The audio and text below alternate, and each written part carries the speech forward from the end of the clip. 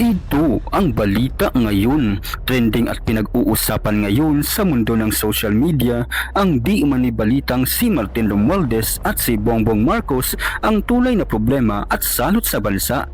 Ito ang naging matapang na pahayag sa katatapos lamang na press conference kung saan hindi na napigilan pa at diretsahang isiniwalat ang baho ng mga nasa gobyerno, partikular na ang First Lady na si Lisa Marcos. Sa nasabing live video, hindi napigilan ni BP Sara na paulanan ng mura ang First Lady matapos nitong tila patuloy na gipitin ang lahat ng mga opisyalis ng OBP.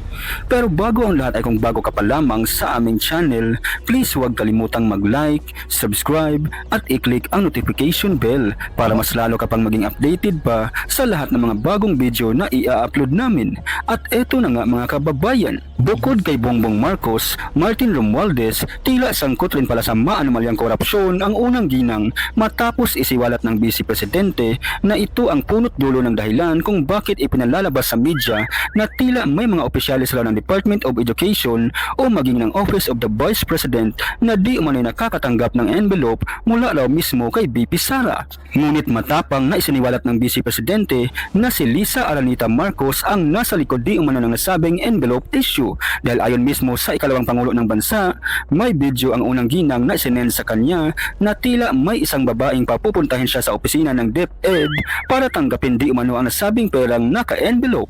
Hindi nakapagpigil ang Vice Presidente at dito'y isiniwalat ang lahat ng bahong itinatago ng unang ginang na kahit wala raw sa gobyerno ay tila ang kapal raw ng mukhang magmandato sa mga tao. Saan ka daw ba nakakita na hindi naman siya binoto ng taong bayan, siya pa raw ang nagre-rina-rinahan. Talagang sukdulan raw ng kademonyuhan hindi lamang ni Bongbong Marcos kundi lalo na ng kanyang asawang si Lisa Marcos at Martin Romualdez na tila isa pa sa mga naging revelasyon ng BP Sara, sangkot rin tila di umano sa maanumalyang bribery sa Okada, Manila. Panoorin ang buong video kung saan walang habas na pinaulanan ng mura ni Vice President Sara Duterte ang First Lady na si Lisa Aranita Marcos matapos malaman na ito ang nasa likod ng ilang panggigipit sa kanya at sa kanyang opisina. Hinigit nyo yung mga tao ko dyan sa envelope na yan. Lisa Marcos, naalala mo? Nagpadala ka sa akin ng video? Sinabihan mo ako saan kukunin ang pera. Pinakita mo ang muka ng tao doon sa video message mo. Hi! This is she's been working with us for the longest time. We trust her. You sent me written instructions about money. Millions a month. Anong nakalagay doon sa envelope?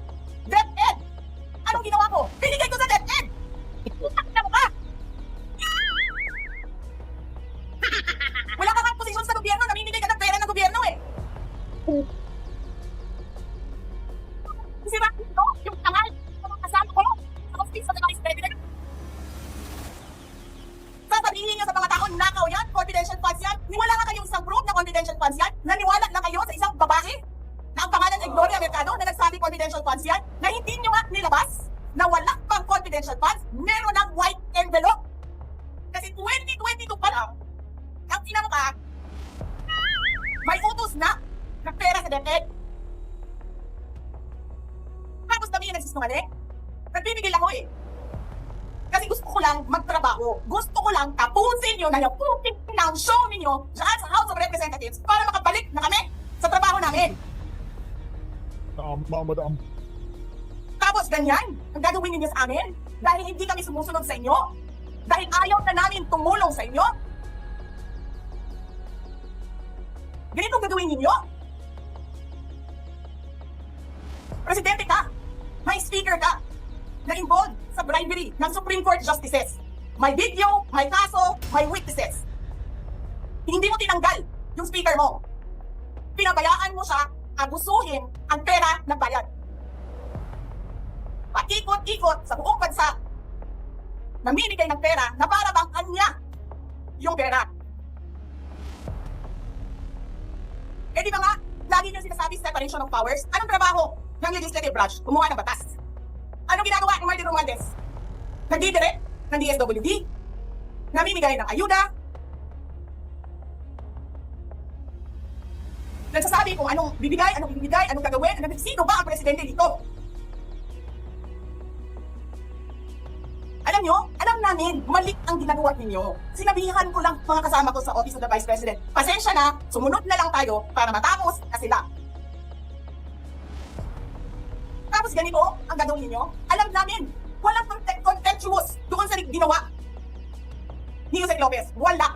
Lahat ng tanong, sinagot niya, pumunta siya, maayos siya kumausap. Eh nagsasabihin ninyo sa amin, bakit kami susulat sa COA? Bakit hindi kami susulat sa COA? Hindi tapos ang appeal namin, hindi tapos ang audit namin. Tapos, uhaghag na ninyo ang disubmit namo sa COA. Samantala mga kabayan, Madam Maharlika, bumuelta sa pamamahala ngayon ng Marcos administration mga kababayan, lalong-lalo na kay Madam First Lady. Iyato, pakinggan natin. Yung isa, baka billion na yan. May isa pa tayong channel pag kinumbine mo lahat. Ang ibig sabihin nito mga kabapalangga, etong gobyerno ng Pilipinas, ginagamit nila ang pera ng bayan para mag-hire ng mga dekalibreng lawyer daw. Tinatakot-takot nila na dekalibreng lawyer para patahimikin ako. Sino ba ako, kababayan ko? Sabi ko, hindi ito about Sara, this is about us. Nag-file ng kaso si Saldico. Okay, dahil hindi nila kumahanting, hindi pa nila nasiserve to, mga kababayan. Hindi pa nila nasiserve. Dahil di ba, nireport ko yung bangag na administration sa FBI. Okay, actually nasa Under Protection Act labos ako ngayon. I cannot just tell you the whole thing. Okay? It's a secret thing. Okay? Pero ngayon sinabi ko na, manghula na lang sila kung anong secret thing na yon. Mga kababayan, pinailan ako ng kaso dito, pero kasabay nito, dahil dito sa Amerika, legal yung mga investigation. Lahat ng mga tao nakikita nila sa online na naka-attach sa pangalan ko, ay hinahunting nila o hinahanap nila. Saldico. Ang issue nila dito, mamaya basahin natin isa-isa. Okay? I have to share it sa inyo mga para alam ninyo. Ang sinabi ko kasi dito, dahil may nag-email sa akin na yung si Saldico at yung asawa niya, kapag pumupunta sa Paris, according to my source, may email yan, pinresent ko, pinuntahan ko pa sa Paris, na bumibili ng mga luxurious apartment sa Paris. Diba? At si Saldico ay what? Politiko. Karapatan ng taong bayan na malaman kung saan ang gagaling yung pinambibili nila ng mga apartment, ng mga luxury cars, mga lahat ng mga kaletsya nila sa ibang bansa o sa Pilipinas because they are they are government official. They are government official, they are public figure at meron po silang pananagutan sa taong bayan. Ito ba ay chismis? Tama, madam. Buti sana kung sinabi ko na kunyari si Evelyn Itang, palangga. Random tao na hindi ko kilala, nakita ko lang kunyari, nagko-comment si Evelyn Itang. Sinabi ko, ayan si Evelyn Itang na yan, magnanakaw yan. Yan siya ay bumili ng ganito, ng ganyan. All of a sudden, nag-invento ako ng kwento. Yan ang defamatory. But pag sinabi natin na naniniwala tayo sa nakikita natin sa pag-splurge nila ng mga pag-show off nila, di ba, ng mga luxury brands and everything, naniniwala tayo mga taxpayers at mga nagsisend ng mga remittances na ito ay galing sa kaba ng bayan. Kasi if you compute ng kanilang salary, mga kababayan, magkano lang ba ang sweldo ng mga yan? Diba? Dapat na managot sila eh. Kung gusto nila ng audit, i-audit nila lahat. Yan ba ay galing sa negosyo? Yan ba ay galing sa kaba ng bayan? Ito yung classic example. Sino ako para kasuhan ng proxy cases ni Lisa Tanas na dating tumulong sa kanila kung walang kwenta ang sinasabi ko? Ito'y pagpapaintindi sa inyo. Forget about muna kay Inday Sara dahil politika yan. Hindi ako politiko. Boses niyo ako. 4 na kaso under spending money. Here, millions and millions and millions of taxpayers' money. I'm not sure if I'm allowed to share this pero public document naman ito, but I will share it sa kaila sa mga dito sa Zoom natin ngayon. So ito 'yon mga kababayan. Alright. Sabi niya, kinopunterya nila yung 4 na cases, kung babasahin ninyo yon, again, yung isa dismiss na. Okay? Lahat yon ang punterya, ang aking platform.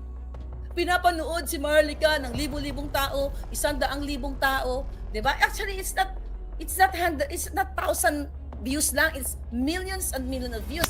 Kaya ganito, nagpapakalat sa nag-gossip. Chismis ba? Ang pinag-uusapan natin, chismis ba ng kapitbahay na nagtsuktsakan, nag-away katulad ni Tulfo sa kanyang channel? Ayan, dapat si Tulfo, yung issue sa kanyang vlog ay puro katsipan, chismis. Eto, ano ba pinag-uusapan natin dito? Public interest.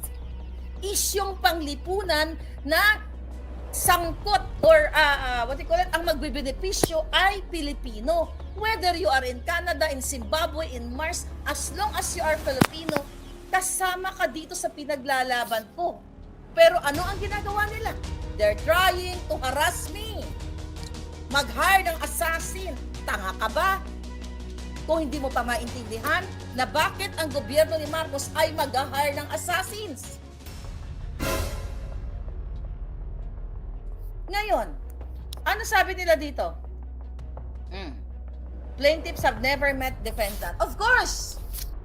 Di ba? Hindi tayo nagkakilala, pero bakit nagre-react kami sa inyong corruption? Dahil ikaw ay public figure and government official. Nagsa-show off kayo ng mga kaputahan ninyo mula sa tsinelas hanggang sa lahat-lahat ng inyong mga luxury brands. Di ba? May batas. May batas na dapat ang mga government official ay mamumuhay ng modest life, ng modest living. Diba? Dapat ang inyong paggawi sa buhay ay simple lang. Modest living ba ang ginagawa? Dahil may isang Maharlika, dakdak ng dakdak at ini-expose ang lahat ng mga involvement nila based sa ating informer, anong ginagawa nila ngayon? Tatakutin. Siyempre nga naman, di ba? Uubusin natin ang pera ni Maharlika. Mahal ang abogado sa sa Amerika. I'm telling you, 550 per hour ang pinakamababang charge dito sa lawyer. Ang retainer's fee, pinakamababa ay $15,000 US. Depende sa klase ng law firm. Depende sa location. So ang question ko sa inyo, magkano na ang ginastos ng gobyerno ninyo sa akin sa pamamagitan ng mga crocodile? 4 na cases. You compute that. Baka may 100 million lang na nagastos na sila. Sa ulo ko, wala pa yung mga bounty, wala pa yung mga assassins. 2 taon na po ako nagsasalita. Inumpisahan ko sa salitang babaeng ahas. Doon pa lang na-alarma sila, sinira na nila ang sinubukan nila akong sirain. Tingnan mo ngayon, hanggang ngayon, sira ba ako? Sila ang sira dahil sila ang what? Sila talaga ang mga sira. Now, balikan natin. Saldico, ayan. Saldico versus Maharlika o versus Claire Contreras. I-google nyo po yan, gumawa kayo, yung mga abogado dyan sa Pilipinas, magpag-aralan nyo, mag-research kayo, i-google ninyo pati. Okay? Ang Bacudio, tapos na yan. Versus Claire versus Contreras. Quiñones versus Contreras. Robles versus Contreras. Sino ba itong mga taong to nag-file ng case? Ito ba ay may kaugnayan kay Lisa Tanas? Meron! Yun. Si Quiñones, di ko naman kilala yan person. Si Ko, hindi ko rin. Pero they are itong si Ko, government official. Hindi pa ba kayo magtataka? Bakit sila mag-suspend ng lawyer sa Pilipinas at dito sa Amerika kung ito'y mere gossip lang o chismis? Chismis lang pala. Yaan nyo na yun si Maharlika. Wala naman nakikinig sa kanya. Ay nako, pero bakit nila ako tina-target? Bakit tina-target si Maharlika, mga kababayan? Ito. Oh. Ano ang number 1 nilang kino-complain? Letter A. Ito daw yung mga sinabi ko. We don't care if you want to be extravagant using your own money. Having Dior, Sabi niya, having Dior, hindi ko pa ito na-review kasi hindi ko pa ito nasasagot eh. Kung totoo ito mga sinasabi nila. Yeah, Congressman Saldi's wife, whose name is Mylene Ko. Now, where did the money come from? Your money? What is that gossip? I'm asking you, where did you get the money to spend sa inyong mga extravaganza? Yan ba ay chismis? Putang ina! Kongresista ka! O ano ka? Representatives ka? Nasasaktan sila? Nasasaktan sila mga kababayan? Tinanong ko lang, saan nanggaling ang pera nyo? Pero ito ay harassment at talagang akala nila ay mapapahirapan nila ako. Nagkakamali sila. Andyan kayo, mga kababayan. You're there. Tandem, ano tayo dito? Sama-sama tayo dito. Tama, madam. Yan yung tanong, yan yung isa sa mga, sa ano niya dito. Okay, kasi kahapon may na-receive akong email coming from my lawyer. Sabi dito, sabi ko daw, letter B, you spend money of our nation, which is why we don't progress. The Philippines won't change if our politicians spend the money of our country having Dior closed, right? Kasi yung sinabi ko na, according to my source, pinasara nila ang Dior sa Paris. Remember that? What is the gossip in this statement? Na sinasabi ko na ginagastos nyo ang pera ng bayan, di ba? Sinasabi ko, ginagastos nyo ang pera ng bayan, kaya wala tayong progreso. Chismis ba yan? Pare, father, rabbi, generals, meron pa po ba kayong utak o pagmamahal? Pilipino ako, ipinanganak ako sa Pilipinas. Di ba? Ang inyong mga homily, ang inyong mga kaletsihan, mga general sa mga event, di ba? Napoprotektahan nyo ang Pilipino. Pag sinabi nyo protektahan nyo ang Pilipino, protektahan nyo ang Pilipinong katulad ko, katulad ni Attorney Zulaika. Hindi ka lang po protektahan mo yung gusto mong protektahan. Eto, ano ginagawa ko? Tinatanong ko ang mga politician, ginagastos kaya nagkadetse-letse ang bayan dahil ginagastos nyo ang pera ninanakaw ninyo. Is this gossip o chismis? Panglipunan. Dahil meron tayong karapatan bilang isang mamamayan na tanungin kung saan napupunta ang pera natin.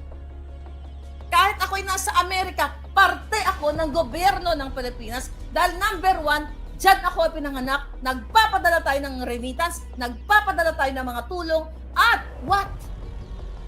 Nasa dugo na nananalaytay natin. Di ba? Ang pagiging Pilipino. Ang ating mga kamag-anak, mga kaibigan, kahit nasa Amerika, nagpapadala ng pera. Kaya huwag kayong mag-question, manahimik ka na maharlika kasi nasa Amerika ka. Ito ang gusto nilang gawin sa akin. Takutin ako. Di ba? Siyempre nga naman, pag kinasuhan ka, ay naku, nanginig na yan. Ganyan. Di ba? Yan yung mga portrayal nila. Di ba yung portrayal nila, yung unang kaso, naku, maharlika, nagtago sa Mexico, 2 milyon, ihanda mo na. Case dismissed. May nakuha ba sila 2 milyon sa akin? Wala. Pangalawa, parang ganun din, 2 milyon din yata ang hiningi nila. We'll see. Kung makakuha silang 2 milyon. Kahit ano naman gawin nila, wala naman akong 2 milyon. Diba? Kahit pigain nila yung alindog ko, wala silang makuha 2 milyon. Next, eto yung mga kaano niya. Anyway, ito na nga kasi pumunta ako sa France. Sa France, di ba? Dahil sabi ng ating palangga, okay? Nakuha ko na yung email mo. Actually, ipipresent natin to as exhibit. But if you want to mag-witness ka, di ba? Pwede ka mag-witness as John Doe witness or Jane Doe witness. Kasi dito sa Amerika, gusto ko lang pala manawagan. Gusto ko manawagan. I'll take the opportunity. Sa lahat po ng mga kababayan ko, kung mayroon kayong kinalaman o narinig nyo, isa kayo sa mga nakarinig na ipapatay ako, nag-hire ng assassin, si Robles, si Lisa, nag-fix ng si Romualdez. Kung narinig niyo whoever you are, nasa restaurant kayo, kung saan man, pwede kayo witness as John Doe or Jane Doe. Hindi po kayo ma-expose sa public. Ang ginagawa ng lawyer ko, kasi I have a lot of John Does and Jane Does. Para lang sa kalaman ninyo. Sa Pilipinas, sa iba't iba, yung iba nasa ang mga nag-ano sa akin, yung iba nasa Europa na yung mga, sumpa. Ang sistema dito, kaya yung mga nag-inform sa akin na mga pinatapon na ni Lisa Tanas, mga tinagal na sa trabaho, iba nasa abroad na. Sabi ko, natatakot sila huwag ka matakot. Kasi dito, kahit nandyan ka sa lugar na yan, 'di ba, via Zoom or online, susumpa ka. Meron kasing confidential lawyer. So ikaw, susumpa ka, mag-witness ka na nakita mo talaga, may personal knowledge yan, na narinig mo, na ipapagurgur ako, during that time, nandudo ka. Pwede kang manumpa dito sa confidential lawyer, na si confidential lawyer, ito ipo-forward yung panunumpa mo dito sa aking lawyer sa case at saka syempre sa judge. So, ibig sabihin, protected itong mga witnesses na ito. Yan yung nangyari dun sa unang case. May dalawa akong confidential witness, hindi na-expose yung kanilang pangalan. Dismiss ang kaso. Now, ito mga usapin dito mga pala na binabato ni Saldico, puro about usapin ng Pilipino na nagtatanong ako. Ayan, sabi ko, hello mga palangga. Sabi ko, itong property na to sa Paris, France. Sabi ko, ayan, according to our source, natatandaan ko to according to our source, ito daw, binili nila, ganito, ganyan. Grabe, di ba mga palangga? Saan nila kinukuha ang pera ng bayan? Kawawa ang Pilipino, Ganun. Ito ba ay chismis? Ginawa ko lang ba? Ito ba ay may actual malice na tinatawag na gusto ko mong panirang puri?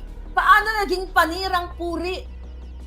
Mga kababayan, ang usapin ng lipunan at now ngayon, anong kinasasangkutan? Mismo si Joel Villanueva, nagsalita yan sa korupsyon ni Saldico. Is that chismis?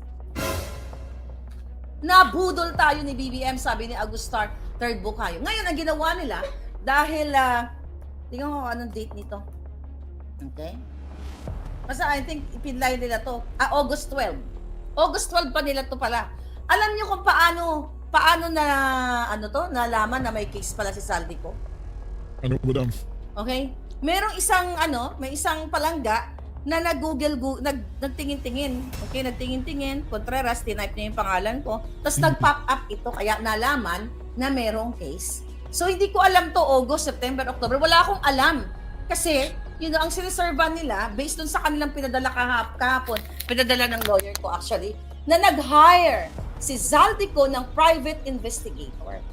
Magkano po ang private investigator? Depende. Merong iba na merong $50 per hour, may $300 per hour, may $500 per hour.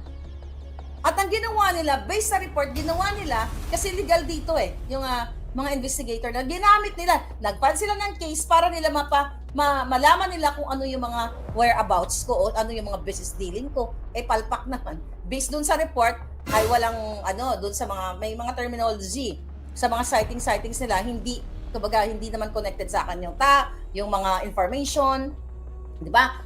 Pati sasakyan, pina-imbestiga nila. Yung mga sasakyan ko, pati plate numbers and everything, pati mga tinirhan ko in the past. Kaso lang, past na yun wala talagang mabibigay na informasyon sa kanila. Nasa kuweba na ako nakatira ngayon, so hindi lang ako mahanap.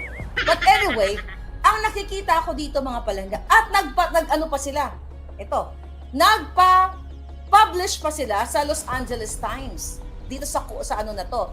Nag-publication sila. Pero that's normal process. Okay? Nagumasa sila kasi hindi nila ako mahahunting. Wala namang problema. Haharapin ko to, yung kanilang mga kasong pangaharas. Pero, ang gusto ko lang ipaintindi sa inyo, ang hidden agenda ng grupo ng mga bangag, ipalocate ako. Kaya nga itong itong bino-forward sa akin ng ating lawyer kahapon, mga palangga, ipo-forward ko sa FBI yung mga yan.